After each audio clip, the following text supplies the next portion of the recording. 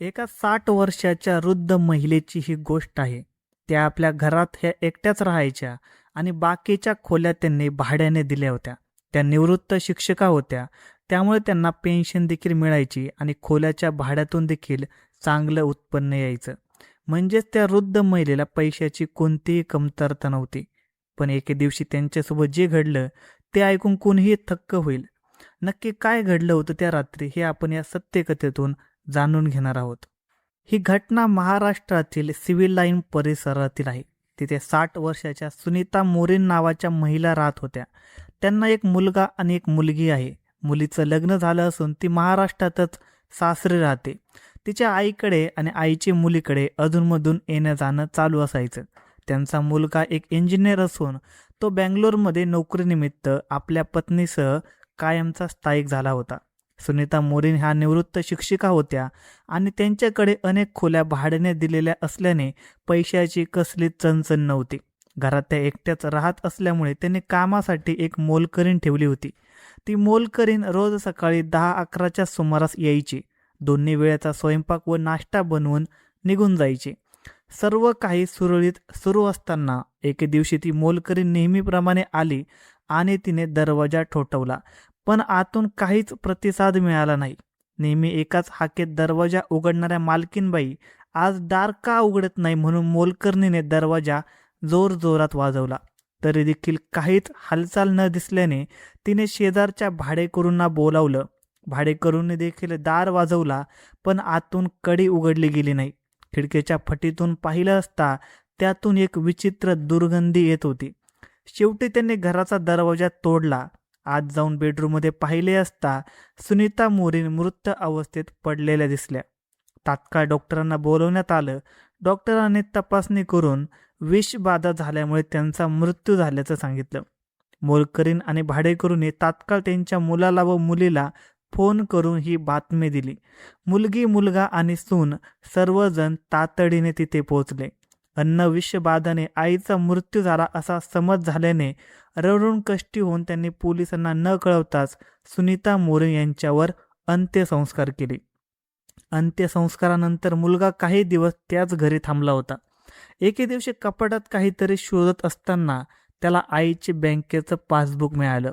आईच्या खात्यात किती पैसे आहेत हे पाहण्यासाठी आणि काही पैशाची गरज असल्याने तो बँकेत गेला. बँकेच्या मॅनेजरने पासबुक तपासले आणि सांगितलं की या खात्यात एकही रुपया शिल्लक नाही.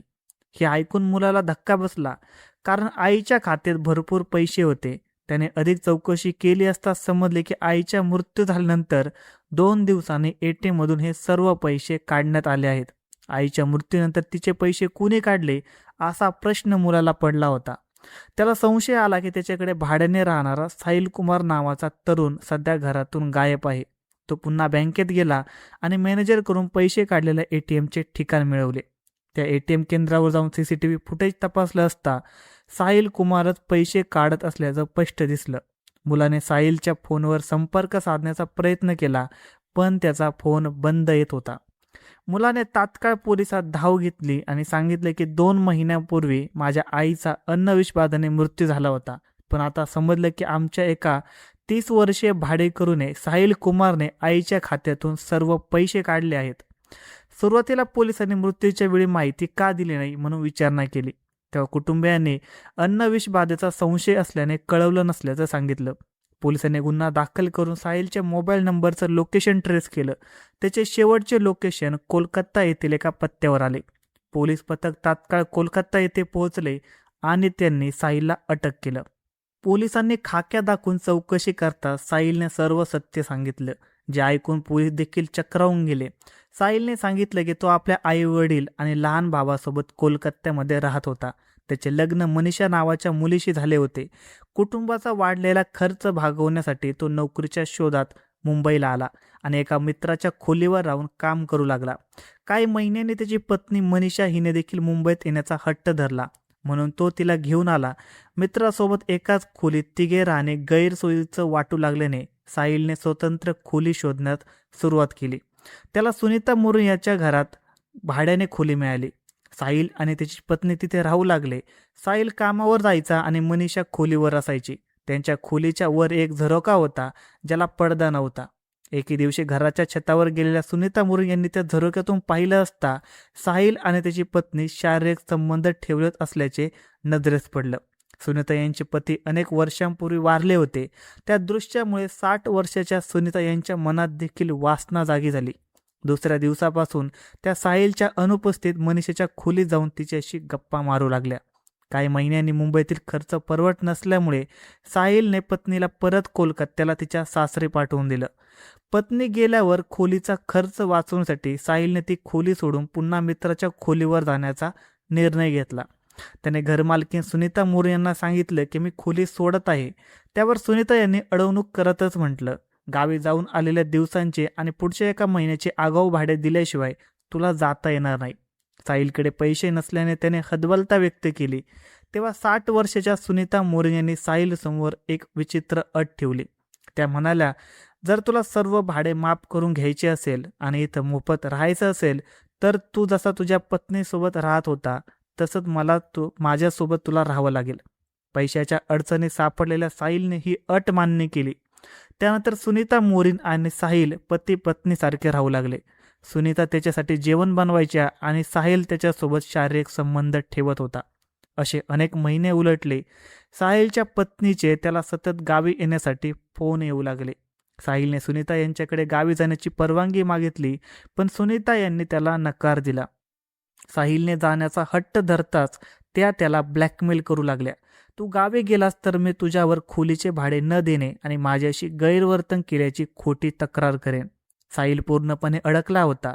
सुरुवातीला सुखासाठी ठेवलेले संबंध आता त्याच्यासाठी एक असह्य ओझं बनलं होतं. पत्नी आणि आई वडिलांकडे जाण्याची त्याची तीव्र इच्छा होती, पण सुनीता काही त्याला सोडायला तयार नव्हती. या त्रासातून कायमची सुटका मिळवण्यासाठी साहिलने एक भयानक कट रचला.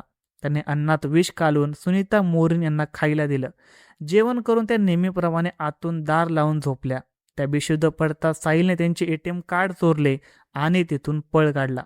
त्यानंतर त्याने वेगवेगळ्या ATM मधून सुनीता यांच्या खात्यातील सर्व पैसे काढून घेतले आणि तो कोलकात्याला निघून गेला. त्याला वाटलं की अन्न विषबाधेचा संशय आल्याने आपण वाचलो, परंतु ATM मधील CCTV फुटेजमुळे तो पोलिसांच्या जाळ्यात सापडला. पोलिसांनी साहिलला अटक करून तुरुंगात पाठवले.